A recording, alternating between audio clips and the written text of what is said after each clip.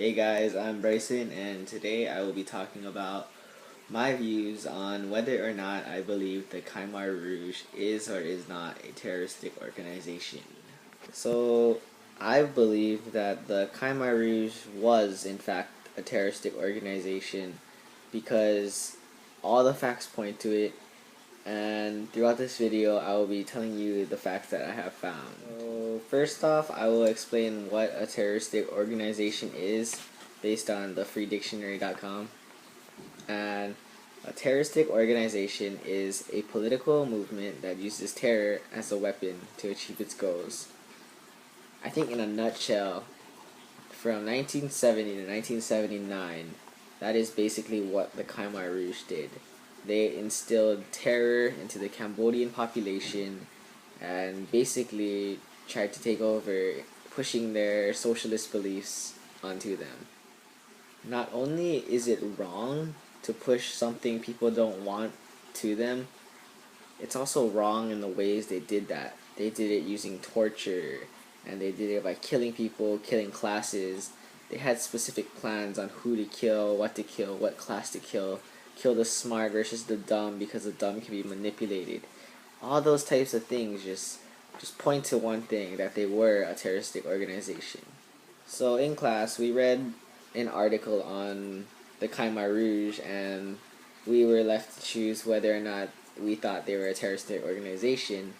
And the first fact that we came up with that we believe they're a terroristic organization was that the Khmer Rouge did admit to not be killing a certain Cambodian person, but instead killing a Cambodian class.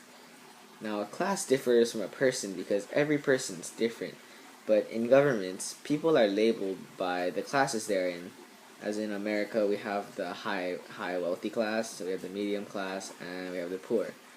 So, thinking about classes there, it could mean the smart people versus the dumb, the rich versus the poor, who has more power or influence amongst the people. And basically, they planned out who to kill, who to use to their advantage, and how to make Cambodia a socialist country.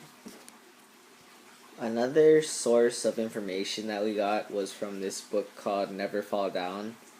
And in a nutshell, Never Fall Down was about a boy named Arn who was, in fact, a victim of the Khmer Rouge. And he met with the author McCormick, and he told her his story, and she wrote a book about it called Never Fall Down. So I believe on page 98 on the iPad version of Never Fall Down, Arn says, "Fear, only fear," as he saw the execution. And I thought that was a huge, flashing red light, just saying, we're a terroristic organization. Because, if you were to push a type of government towards the current government, you wouldn't do it by bringing in guns and killing everyone and making 12-year-old boys see an execution.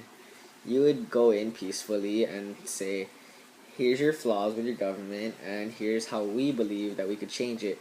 But instead, they made Cambodia make 12-year-old boys hold guns, go into war, and just get killed. Only proving to myself and to the viewers, that Cambodia is or the Khmer Rouge was a terroristic organization. So a little more information on the specific class the Khmer Rouge wanted to kill.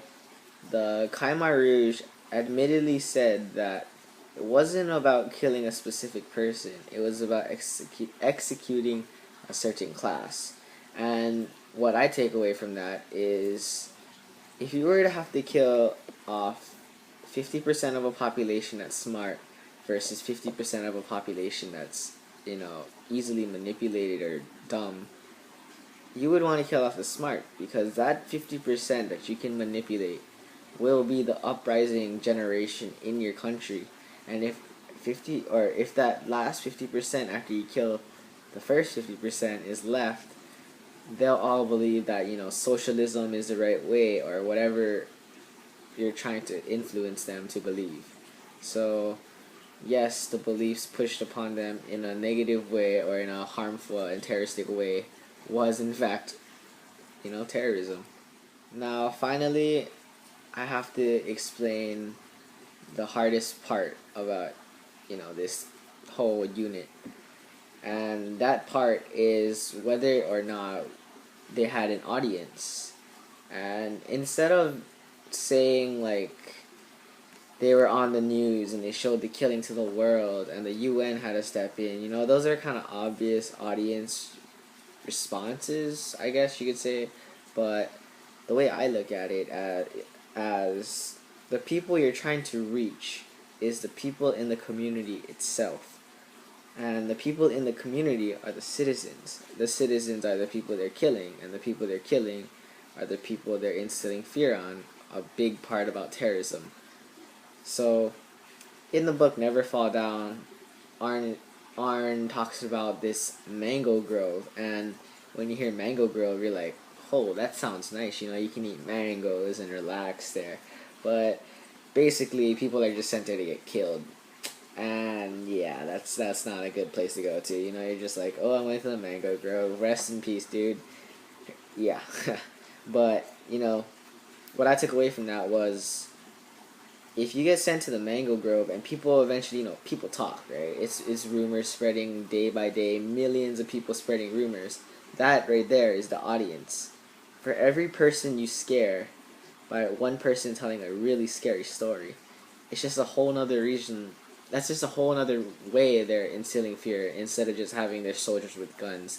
They have stories that their family members went through, that their friends went through, that their neighbors went through. People they know got killed at the mango grove or in a ditch because they asked the guy a question or something. That just right there proves why the Khmer Rouge is a terroristic organization. Alright, guys, sorry I rambled a lot. I tried my best. It's my first kind of vlog thing, and it's like 9:30. I'm tired, but yeah. Final thoughts are the Khmer Rouge was in fact a terroristic organization, and if you guys want, I guess, tell me what you guys think. If it is or is not a terroristic organization and why you think it is or is not. Thank you, and have a great day.